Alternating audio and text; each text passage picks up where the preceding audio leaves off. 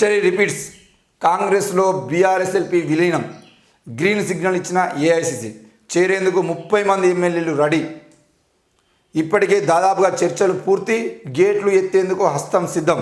లోక్సభ ఎన్నికల్లోపే అంతా సెట్రైట్.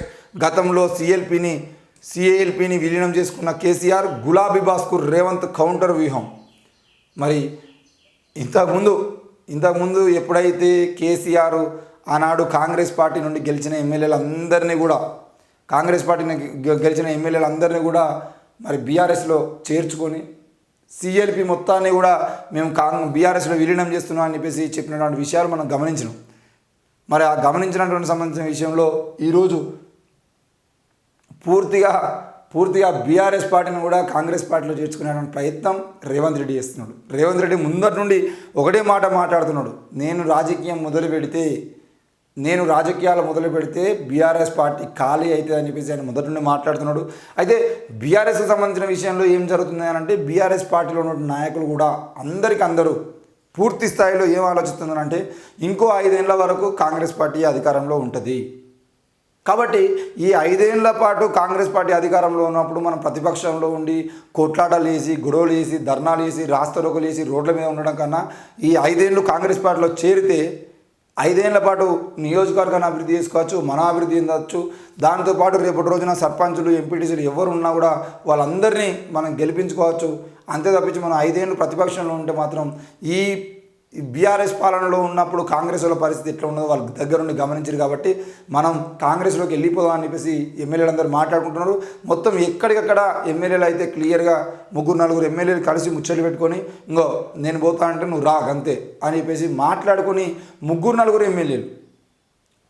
మొన్న కూడా ఈ మన మెదక్ జిల్లాకు సంబంధించిన ఎమ్మెల్యేలు కానీ, లేదంటే హైదరాబాద్ పట్టణంలో ఉన్నటువంటి ఎమ్మెల్యేలు కానీ, వీళ్ళందరూ అందరూ 2-3-4 కలిసి కూర్చొని మాట్లాడుకొని మనందరం రేవంత్ రెడ్డి నుండి ఓకే అంటే మనందరం పోదాం, కలిసికట్టుగా పోదాం అని మాట్లాడుకొని పోతున్నట్టుగా కూడా కనబడతా ఉంది. మరి అందరితోని కాంగ్రెస్ పార్టీ మంత్రాన్ని జరిపింది. బీఆర్ఎస్ఎల్పిని విలీనం చేసేందుకు కూడా ఏఐసిసి నుండి గ్రీన్ సిగ్నల్ వచ్చినా కూడా తెలుస్తూ ఉంది. మరి రాజకీయాల్లో హిస్టరీ రిపీట్ చేయాలని కాంగ్రెస్ భావిస్తున్నది. అందుకు అనుగుణంగా వ్యూహాలు కూడా రచిస్తున్నది. గతంలో సిఎల్పిని విలీనం చేసుకొని కాంగ్రెస్ను వీక్ చేసిన కేసీఆర్ను అదే ఫార్ములాతో దెబ్బకొట్టేందుకు రెడీ అవుతున్నది. ప్రస్తుతం రాష్ట్రంలో హస్తం పార్టీ అధికారంలో ఉండటంతో గులాబీ పార్టీకి చెందిన చాలామంది ఎమ్మెల్యేలు కాంగ్రెస్లో చేరేందుకు ఆసక్తి చూపుతున్నారు. ఇందుకు సంబంధించి చర్చలు సైతం కొనసాగిస్తున్నారు. మొత్తంగా బీఆర్ఎస్ఎల్పిని విలీనం చేసుకొని రాజకీయంగా గులాబీ బాస్ను పూర్తిగా బలహీనపరిచేందుకు అధికార పార్టీ అడుగులు వేస్తున్నది. అందుకు ఏఐసిసి నుంచి సైతం గ్రీన్ సిగ్నల్ వచ్చినట్టు సమాచారం.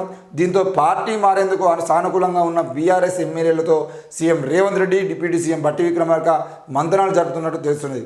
మరి టార్గెట్ బీఆర్ఎస్ ఎమ్మెల్యేల్లో ఒక్కొక్కరిని పార్టీలో చేర్చుకోవడం కన్నా బీఆర్ఎస్ఎల్పిని సిఎల్పిలో విలీనం చేయాలని కాంగ్రెస్ అధిష్టానం రాష్ట్ర నేతలకు క్లారిటీ ఇచ్చినట్లు ప్రచారం జరుగుతున్నది. ఒక్కొక్క ఎమ్మెల్యేను పార్టీలో చేర్చుకోవడం వల్ల రాజకీయంగా విమర్శలు వస్తాయని వారించిన హైకమాండ్ విలీనంపై ఫోకస్ పెట్టాలని సూచిస్తున్నట్లు తెలుస్తున్నది. ప్రస్తుతం అసెంబ్లీలో బీఆర్ఎస్ పార్టీకి 38 మంది ఎమ్మెల్యేలు ఉన్నారు. వీరిలో 2/3 మంది ఎమ్మెల్యేలు అంటే 26 మంది పార్టీ మారితే ఫిరాయింపుల చట్టం వర్తించదు. పార్టీ మారేందుకు తాము సిద్ధంగా ఉన్నామని వారంతా స్పీకర్కు లేఖ ఇస్తే ఆ గ్రూపును అసలైన బీఆర్ఎస్ఎల్పిగా గుర్తించి కాంగ్రెస్లో విలీనం చేసే అధికారం సభాపతికి ఉంటుంది. ఎల్పీ విలీనానికి అవసరమైన 26 కన్నా ఎక్కువ మంది ఎమ్మెల్యేలు బీఆర్ఎస్ నుంచి కాంగ్రెస్లో చేరేందుకు రెడీగా ఉన్నట్లు ప్రచారం జరుగుతున్నది. మరి కేసీఆర్ను దెబ్బగొట్టేలాగా 2014-18 ఎన్నికల్లో విజయం సాధించిన బీఆర్ఎస్ ప్రతిపక్ష పార్టీల ఎమ్మెల్యేలను ఏ విధంగా అయితే విలీనం చేసుకున్నదో అదే విధంగా ఈరోజు కాంగ్రెస్ పార్టీ కూడా విలీనం చేసుకోవాలని భావిస్తున్నది. మరి ఈ 38 మంది ఎమ్మెల్యేలు ఎవరైతే ఉన్నారో 38 మంది బీఆర్ఎస్ పార్టీకి సంబంధించిన ఎమ్మెల్యేలకు మరో 10 మందిని కలుపుకొని అటు ఎంఐఎం పార్టీని, బీజేపీ పార్టీని కలుపుకుంటే నేనే మళ్ళీ ముఖ్యమంత్రి అయితే 6 నెలల్లో సీన్స్ రివర్స్ చేస్తా అని ఆనాటి నుండి ఈనాటి వరకు బీఆర్ఎస్ అధినేత కేసీఆర్, కేటీఆర్, హరీష్ రావు మాటలు చెప్పుకుంటూ వాళ్ళ దగ్గర ఉన్నటువంటి ఎమ్మెల్యేలు అందరూ కూడా అదే విషయం చెప్పుకుంటూ వస్తున్నారు. 38 మంది మన దగ్గర ఉన్నారు. తప్పకుండా ఈ లోక్సభ ఎన్నికలు అయిపోయిన తర్వాత 10 మందిని మనం కొనుగోలు చేసుకుందాం, ఏదో ఒకటి చేసుకుందాం, మళ్ళీ బీఆర్ఎస్ పార్టీ అధికారంలోకి వస్తాయని మాట్లాడడం జరిగింది. ఇదే విషయం కడియం శ్రీహరి కానీ, ఇదే విషయం రాజాసింగ్ లాంటి బీజేపీ నాయకులు కూడా మాట్లాడారు. మరి ఎందుకు మాట్లాడారు, ఎట్లా మాట్లాడారని మనకు చూస్తే పూర్తిగా కేసీఆర్ చెప్పినటువంటి సలహా మేరకు ఇంకో 10 మందిని మనం కాంగ్రెస్ నుండి కొనుగోలు చేసుకుంటే మన అధికారంలోకి వస్తాము. బీజేపీ, ఎంఐఎం, కాంగ్రెస్లో నుండి వచ్చిన ఎమ్మెల్యేలు, బీఆర్ఎస్ ఎమ్మెల్యేలు అందరూ కలిస్తే మెజారిటీ మనమే అవుతామని చెప్పేసి వాళ్ళందరినీ ఇన్ని రోజుల పాటు కాపాడుకుంటూ వచ్చారు. మరి ఈ క్రమంలో రేవంత్ రెడ్డి, అధికారంలో ఉన్నటువంటి రేవంత్ రెడ్డి కాంగ్రెస్ పార్టీ నుండి ఆయన రాజకీయం చేసి దాదాపుగా 26 మంది, అంటే ఒక 26 నుండి 28 మంది అభ్యర్థులని కనుక, ఎమ్మెల్యేని కనుక ఒక్కసారి లోక్సభలో మన అసెంబ్లీలో స్పీకర్ దగ్గరికి వచ్చి మేము 25 మంది మీ పార్టీ మారుతున్నాం అనిపించి లెటర్ కనుక ఇస్తే పార్టీని బీఆర్ఎస్ ఎల్పీని ఈరోజు కాంగ్రెస్లో విలీనం చేసినట్టుగా మనం చూడొచ్చు. మరి ఏం జరుగుతుంది? అధికార పార్టీకి సంబంధించిన నాయకులు సరైన నిర్ణయాలతో ముందుకు పోతున్నారా? ఎక్కడైనా మిస్టేక్ జరిగితే మళ్ళీ కోలుకోలేని దెబ్బ కూడా రేవంత్ రెడ్డి పడే అవకాశాలు ఉంటాయి. కాబట్టి ఏం జరుగుతుంది, ఎట్లా జరుగుతుందని చూడాల్సిన అవసరం ఉంది. మరి ఏది ఏమైనా కూడా మొత్తానికైతే బీఆర్ఎస్ నాయకులు ఎవరైతే ఉన్నారో, ఎమ్మెల్యేలు, వాళ్ళు మాత్రం అసంతృప్తిగా ఉన్నారు. ఎందుకనంటే ఎంపీ స్థానాలకు సంబంధించిన విషయంలో కూడా గెలిపించుకోవడానికి ప్రయత్నం చేసేటువంటి ప్రయత్నంలో అభ్యర్థులు కూడా కరువైనటువంటి పరిస్థితి మనం బీఆర్ఎస్ పరిస్థితి చూస్తూ ఉన్నాం. మరి ఎందుకు బీఆర్ఎస్ ఇంత స్థాయికి దిగజారాల్సి వచ్చింది? బీఆర్ఎస్ ఎందుకు ఇంత లోతులోకి పోతుంది? కావాలనే బీజేపీని గెలిపించడం కోసమే బీఆర్ఎస్ మొత్తానికి పూర్తి స్థాయిలో లేకుండా పోతుందా? ఈరోజు లోక్సభ ఎన్నికల్లో కాంగ్రెస్ వర్సెస్ బీజేపీ అనే పరిస్థితిని తీసుకురావడం కోసమే బీఆర్ఎస్ పూర్తి స్థాయిలో దిగజారిపోతుందా? బీఆర్ఎస్ అనేది బీజేపీకి అమ్ముడు పోయిందా ఏంది అనే విషయాలు కూడా మనం అర్థం చేసుకోవాల్సిన అవసరం ఉంది. ఏవైతే నా తల్లి నా కొడుకును చూడాలి, వారిని కలిసేందుకు అనుమతినివ్వండి. రౌజ్ అవెన్యూ కోర్టులో కవిత పిటిషన్. సుప్రీంలో గతంలో దాఖలు చేసిన రిట్ పిటిషన్ వెనక్కి.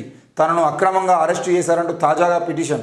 ఆమెను 3వ రోజు 5 గంటలకు పైగా ఈడీ విచారణ చేసింది. మరి ఆమె అంతకుముందు సుప్రీంకోర్టులో చేసినటువంటి రిట్ పిటిషన్ ఏదైతే దాన్ని వెనక్కి తీసుకొని తాజాగా మరొక పిటిషన్ అయితే ఆమె దాఖలు చేసింది. నా కొడుకును నా తల్లిని చూసేటువంటి అనుమతి ఇవ్వాలి నాకు అని చెప్పేసి కోరడం జరిగింది. మరి సుప్రీంకోర్టులో పెండింగ్లో ఉన్నటువంటి కేసుకు సంబంధించిన విషయంలో ఆమెను అరెస్ట్ చేయడాన్ని ఆమె లాయర్ అయితే పూర్తి స్థాయిలో వ్యతిరేకిస్తున్నాడు. మరి ఏం జరుగుతుంది అని చెప్పేసి చూస్తే నిన్న ఆమెకు బెయిల్ ఇస్తారా లేకపోతే ఏం జరుగుతుందని చెప్తే ఏం జరగలేదు. మరి రానున్న రోజుల్లో ఎట్లా పోతుంది ఏంది అనేది కూడా అర్థం కాని పరిస్థితి. దాదాపుగా ఎలక్షన్స్, ఎందుకంటే సుప్రీంకోర్టు కూడా ఈరోజు కేంద్రంలో ఉన్నటువంటి అధికార పార్టీని కాదని నిర్ణయాలు ఇచ్చేటువంటి పరిస్థితి కనబడతలేదు. మరి ఎలక్షన్స్ ముందు ఇంత పెద్ద ఎత్తున రాజకీయం చేస్తున్నప్పుడు ఎక్కడ సుప్రీంకోర్టు ఆమెకైతే బెయిల్ ఇచ్చేటువంటి పరిస్థితి ఇచ్చే అవకాశాలు ఉన్నట్టుగా కూడా కనబడతలేదు.